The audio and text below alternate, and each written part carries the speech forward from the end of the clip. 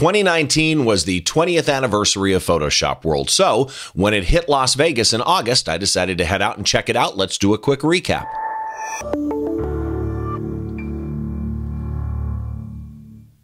Hi, welcome to Behind the Shot. I'm Steve Brazill, and this is a special episode. Normally, this is the show where we try and get inside the mind of great photographers by taking a closer look behind one of their shots. But with it being the 20th anniversary of Photoshop World, I thought I'd head out, take a look at it, and do a little recap for you. And that way, if you want to go to Photoshop World next year, you kind of know what to expect. So first of all, let's start at the beginning. They have an orientation. If you've never been to Photoshop World, I recommend doing the orientation. And I speak from experience, actually, because I have been to Photoshop World before, but decided to do the orientation this year just to check it out and found out a bunch of stuff I didn't even know. And by the way, Larry Becker did a great job at the orientation. I'm going to talk about some of the points that he brought up that I was not aware of as we go through this show. Next up, let's get into the keynote. Scott Kelby is an unusual guy when he gets on stage. There are those people, in my opinion, that are just, good at being on stage. And then there's those people who learn to get better being on stage. And then there's those people like Scott Kelby, born to be on stage. The whole night started with a trailer in the style of Karate Kid, only it was Photographer Kid. And it had all the best people in there. Matt Kloskowski was in there, and Hilmar Smith was in there. And of course, Scott Kelby was in there, and a bunch of other people. Dave Williams, I think, was in there as well. But it was just a really well-produced, fun, comedic trailer that they did in the Karate Kid style for Photographer Kid, and the entire stage area was set up with the theme. Really, really nice production value there. But again, Scott Kelby, when he came out to actually do the keynote, it's just next level presentation. I really enjoy watching him on stage. He kind of commands your attention with the way that he talks and the information that he gives. And in fact, this is the only time I've ever been at a keynote at an event like this where there was actually actionable education information in a keynote. That was really unusual and really special to me. I enjoyed that. Not only that, but they surprised Scott with something. Scott was inducted into the Photoshop Hall of Fame, to which my thought when they did all of this was, he's not already in the Hall of Fame? That kind of surprised me, but he wasn't. They inducted him in. It was a surprise. He was clearly surprised and clearly moved by it. And Scott, I just want to say congratulations to you. It is well-deserved and arguably way past due. Now, when I drove into Photoshop World, I was not planning on going until the actual first day of the conference. I had not signed up for any of the pre-conference events. But somebody from Kelby One, Kim Doty, mentioned to me, no, you should be here tonight because it's the big meetup. Now, I didn't know what the meetup was. And again, I've been there before, right? The meetup was a gathering of everybody at a place called The Still, which is in the new location for Photoshop World. For years, Photoshop World was at Mandalay Bay, and this year it was at the Mirage. A great move for them to move to the Mirage. It's a smaller event center, and the classrooms are much closer to the expo area. I really enjoyed the new venue. And in the hotel is a restaurant bar called The Still. And for the meetup, anybody who wants to that's at Photoshop World, they've got a reserve section. You come down and you say hi to people. And what was really awesome about it, Scott was there, by the way, it's an opportunity for people to meet and talk to the instructors before the conference happens. But it's also an opportunity for you to meet people and run into people that are friends of yours that you didn't know were going to be there. Like in my case, I ran into my buddy Dustin Jack at the meetup and ended up spending a lot of the time that week with him and his brother. So I highly recommend that you do the meetup. Once you're done with the meetup and you get to the actual days of the conference, the classes were wonderful this year. Now, I have had people say to me before that they've gone to events like this, not just Photoshop World, right? I don't want to focus on that. Just conferences in general, that they go and classes are mislabeled. Like there might be an advanced class, but you go in it and it all feels or seems very basic.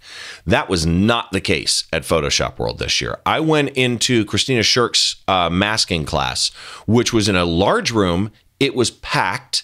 many of us were sitting on the floor, and just an amazing advanced class on masking in Photoshop. Then I went to Scott Kelby's printing class. And the main reason I did that was when I did the review on this printer, if you're watching on the video version, when I did the review of this printer behind me, the Canon Pixma Pro 1000, I started doing a lot of printing, and I'm really enjoying printing. But Scott Kelby's the pro, as it were, at printing from Lightroom. And there were just some things I wanted to get clarity on. So I sat through the class, and it was a wonderful class. Plus, by the way, when you go to Photoshop World, each instructor provides downloads that at the end of the workshop or end of the conference you can download. And some of Scott's downloads were the actual print templates that he's designed. And they're really nicely done. I don't have to design them now. That was actually worth it right there. But he gave a tip during this class, and I'm going to use this one tip as kind of a setup to you of why I think the classes were good, because this is such a simple thing, but I've heard people ask me about it all the time. When you're printing from Lightroom, there is a checkbox for print resolution. And I've had people ask me, do I set it at 240? I think MPix, or Miller's wants 240. Do I set it at 250? Do I set it at 300? Well, what Scott said was, even Adobe has told him that you don't want to check that box. Just leave the box unchecked.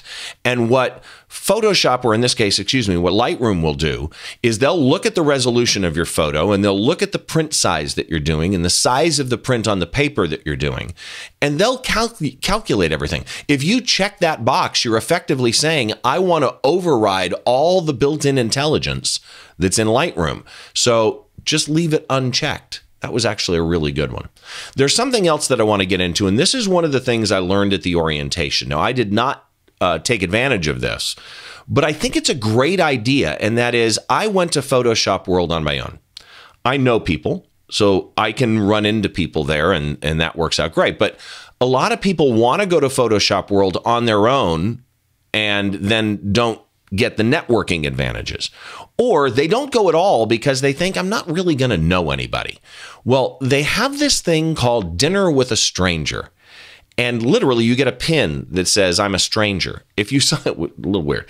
If you sign up for this thing, what they do is they make reservations at restaurants around town, and they group you with other people. I think it's in groups. It's not just one-on-one. Again, I didn't take advantage of it, but my understanding of it from the orientation. And you go out to dinner with these people, and it's a great way to meet new people and start your networking at Photoshop World. And I just think it was a brilliant idea that they did that. So let's get into the actual conference and expo itself a little bit, because I want to get into some video clips as I was walking around. As I'm moving around the floor, I noticed all different ages. There were a lot of more, let's use the word seasoned photographers there this year, I think. But I also saw people that were very clearly a little bit lost and there for the first time. And I wanted to talk to some of the new attendees. I wanted to find out what they were thinking of their Photoshop World experience. So first up, I met a guy by the name of Gary Francis Jr., and he's from the Bahamas. And I started out by asking him just in general what he thinks of Photoshop World. It's amazing. It's a lot of information. I'm just trying to take it all in. I'm actually new to Photoshop itself. So I'm focusing on the Photoshop classes. I just came out of a masking class. That was intense. So while I was talking to Gary Francis, I also wanted to know a couple of other questions. I wanted to know, was Photoshop World meeting his expectations? Yes, it's what I expected and better, actually. And last but not least, with Gary Francis Jr. from the Bahamas, I wanted to know what type of classes he intended to actually sit through to further his photography career or education. I'm pretty good with Lightroom, so I'm trying to get that next step. I was actually just taking a look at the board. I think I'm going to stick with whatever Photoshop classes they're having so I can get whatever I can out of that. But I'm also looking at the business class as well. How to improve your marketing strategy. I think that's what I'm going to go at for 5 o'clock. So again, thank you to Gary Francis for talking with me. I much appreciate it. The next guy, I apologize, but I did not understand his name on the audio, and I'll explain that in just a second. But I was talking with a guy by the name of Jeff, and he works for a coffee company called Groundwork Coffee. And there was a point during the conversation where, like I did with Gary, I was asking him, did Photoshop World meet your expectations? And he had a really great suggestion that I think Kelby 1 might be interested in hearing. I'm curious, as a first-timer, based on what you expected, has it met your expectations? Mostly, yeah. I mean, I think I would enjoy more in-depth tracks. So while the modules were good, I mean, I would love to have something for the total beginner. And they did that on the pre-conference, and I had a 4-hour class there. I would like to have 4 days of 4-hour classes or 5-hour classes. Interesting. So longer than an hour, but one class that's just super in-depth. Right. Just to totally get the black belt at the end. Immersion, as it were. Well, exactly. That's exactly what I thought, because I've been trying to teach myself Lightroom and Photoshop for a long time. I just have never really been able to stick to it or get past a certain point. But when I was learning a foreign language, immersion, 3 months in an immersion program, and I was fluent. Go live in Photoshop, like live in a foreign country, and you're going to end up learning the language. That's actually a really interesting idea. Of the classes that you took a 4-hour pre-con shop. Lightroom. Which one was it? Yeah, Lightroom. The Lightroom with Terry. Terry White. Oh, Terry White. Yeah. Well, there's nobody better in Lightroom than Terry White. And what classes, normal classes, have you taken? I've been bouncing around between the Lightroom and the Photoshop classes, and topically they're interesting.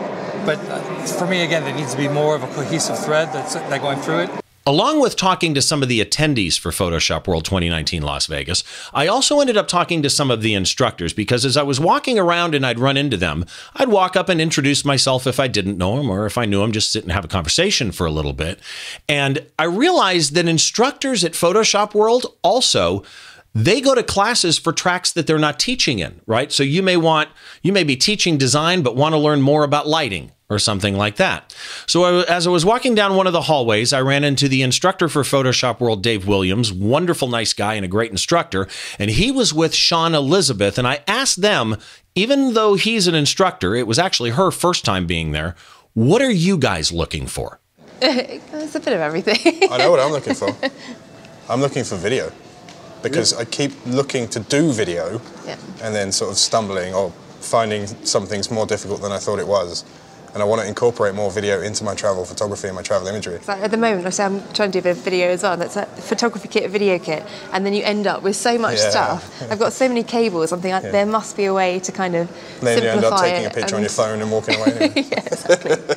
And one other instructor I wanted to share with you, because it was such a wonderful conversation, was Frank Doorhof. Now, this was my first time meeting Frank, and he's a super nice guy and an amazing photography instructor. I saw him actually, I watched him for a while as he was doing his pre-conference workshops out in the lobby area of the showroom for the Mirage Hotel in Las Vegas. And I sat and I talked to Frank for a while about Photoshop World in general, and I just thought I'd share this conversation with you.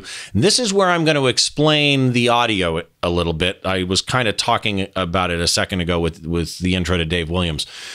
I had a test kit that I had assembled for recording audio for Photoshop World. This was kind of like my beta test.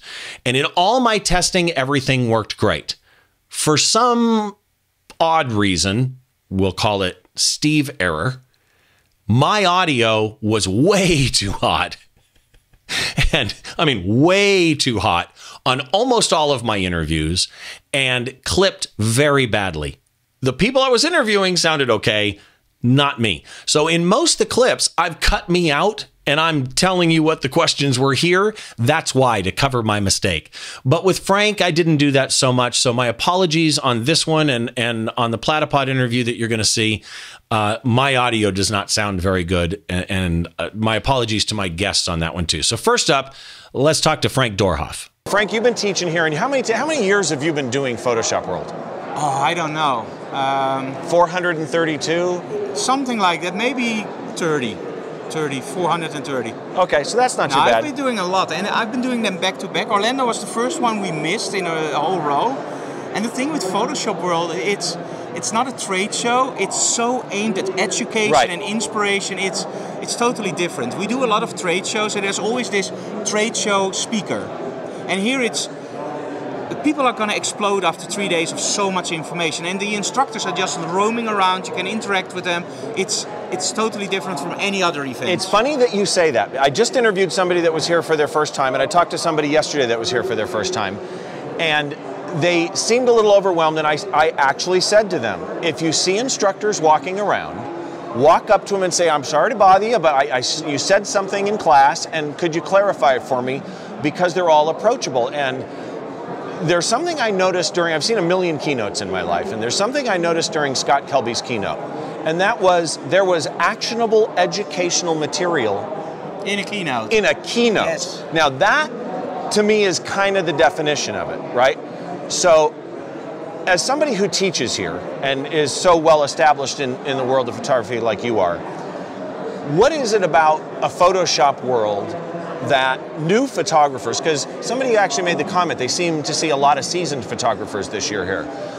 What is something a conference like this gives a younger, upstarting photographer? Let me put it this way, what doesn't it give?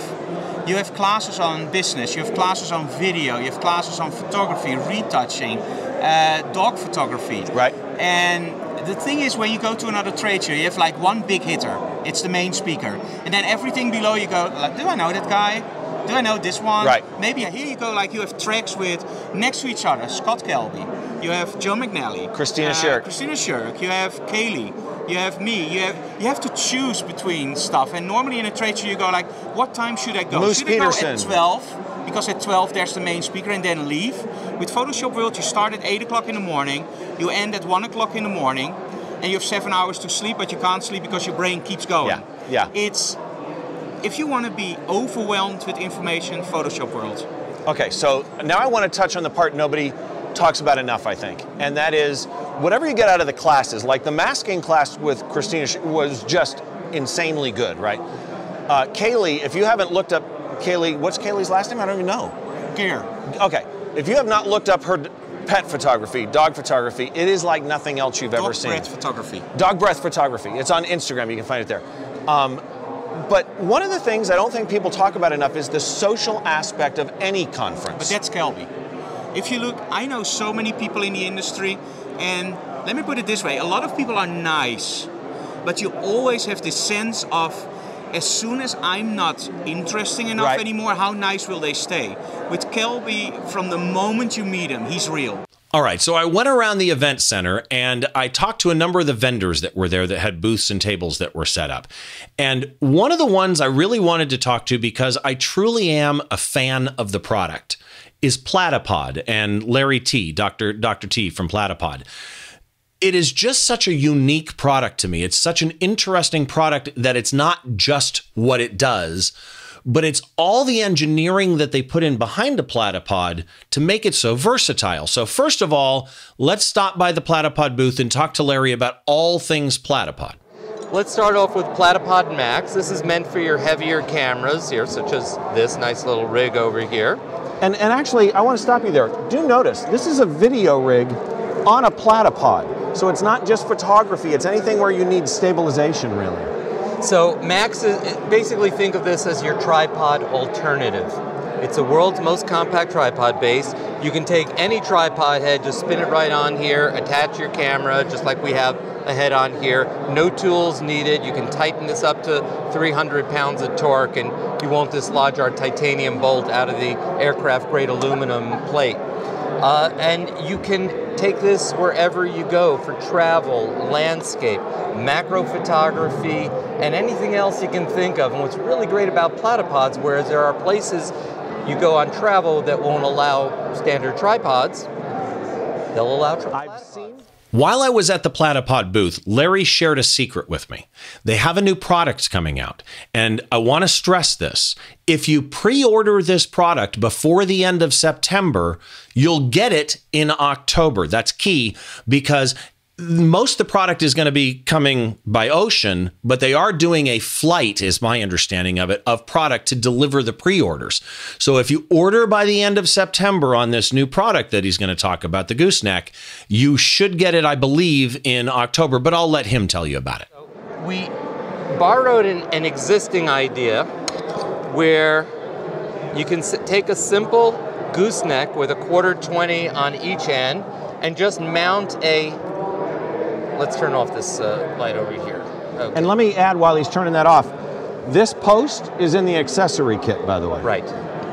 And so you can mount any kind of continuous light onto there. Now this one comes with 2 1/4-inch males. What we did is we altered this and we made 1 1/4-inch male and 1 1/4-inch female. We also added on a cross nut. I don't know if you can see that. It's a male to male. Male to male. So a that union, basically, right? You can go male to male if you want to. And that allows you to make it stackable. So here's our first prototype of the Platypod gooseneck mounted on a spigot adapter.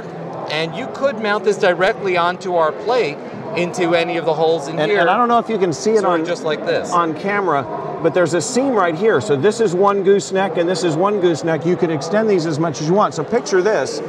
On a platypod, you could have one gooseneck like this, one on this side, making 2 macro lights for whatever it is that you're going to shoot. Correct. You can actually see that on our website, on the main page of our website. We have a jewelry shot macro setup. We've got 2 little cube lights on it, cameras in the middle. So you've got one rig with your camera. Let's spin this off to avoid confusion. With your camera, with 2 goosenecks on it, 2 macro lights, and you can just slide it around the table. And a cherry tomato. Cherry tomato holding up some diamond rings. So here's the big question. What's the ETA? ETA is October if you pre-order. What we're going to do is anybody who pre-orders before September 30th, and you can find this on our main page on our website at platypod.com. If you order by September 30th, we're going to take all those orders, add them up, and instead of sending these into us by boat, we're going to have them break off a bit and airship them in, so we'll deliver that to you in early October. And pre-ordering's open now? Pre-ordering is open now, and instead of paying $20 for one, like I paid, when we bought this retail, our kit comes with 2 of them, and they're stackable for $30. So it's pretty much buy one, get the other one half price, and you get 2 cross nuts with it too. I love the idea, and actually even the superhero setup here with the bridge in the background, New York scene. Don't limit yourself to thinking I got to put a ball head and a camera on there, right? If you need to mount anything, if you want to mount a GoPro, if you want to screw this thing to a wall and use it to mount a security camera, there's a million things you can do with them. I love this product. So that brings to mind, you asked about the 2 different sizes. Yeah, let's go with that one. So now you just saw the Platypod Max, and that's meant for your bigger rigs. This will handle pretty much anything that you can throw at it. This is Platypod Ultra. It weighs 1/3 of the weight of the Max. It's a little bit smaller, so I would equate this to the size of a smartphone, to the size of like an iPad mini. Right, like a small tablet. But what's nice about the Ultra is you can fit it in your shirt pocket. This is meant for cameras with lenses under 900 grams, and this one is meant for anything above that. But you can very easily screw either one of them onto let's say a rafter.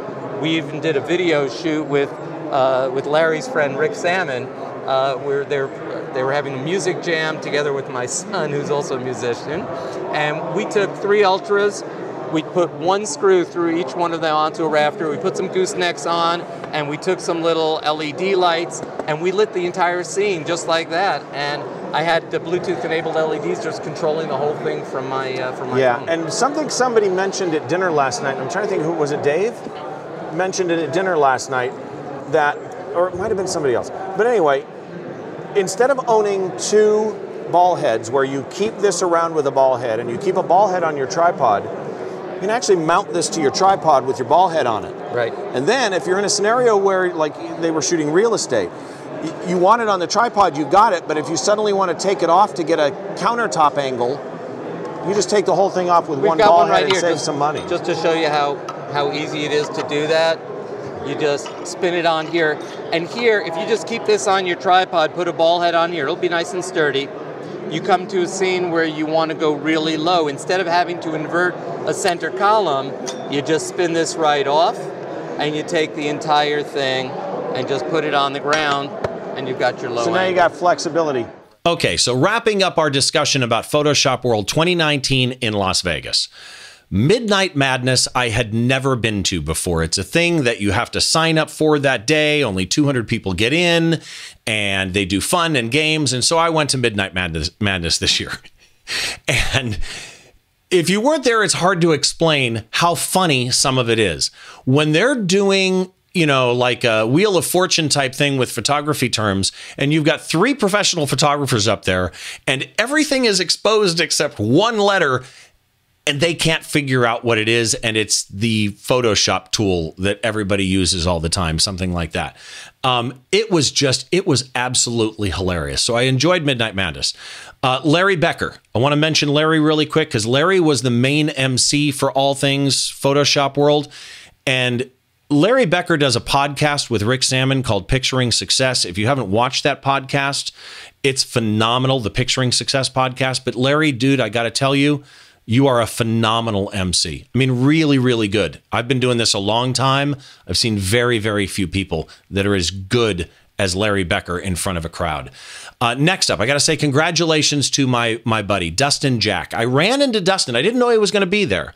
And remember that meetup I talked about the first night? I ran into Dustin at the meetup. He introduced me to a couple of his friends. We hung out during the week. Well, on the last day, when they give out the Guru Awards, the Photoshop Guru Awards, Dustin won the Guru Award. So from me to my friend Dustin Jack, an amazing photographer, congratulations. It was a shot that he did, a composite shot of the musician DJ Ashba, and it was absolutely wonderful. It is so well deserved, my friend. Congratulations to you. Now, the last thing I want to touch on is they did an evening with Joe McNally.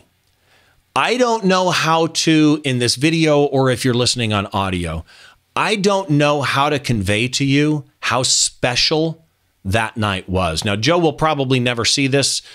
If he does, I want to tell him personally, just amazing. I cannot say enough how much I enjoyed that hour and a half with Joe McNally speaking. It was entertaining. It was educational. It was informative. It was funny. It was heartfelt. Just really seriously, if you ever get the chance to see Joe McNally do like a keynote or evening with type presentation, do not miss it. It is absolutely the best that you're going to see. So with that said, that's my wrap up for Photoshop World 2019 in Las Vegas at the Mirage Hotel. To everybody that I met there, thank you very much. To everybody that was on the show, thank you as well. My name is Steve Brazill, and this is Behind the Shot, the show where we try and get inside the mind of great photographers by taking a closer look behind one of their shots, except on occasion, we do something a little different like this one. We'll see you on the next show.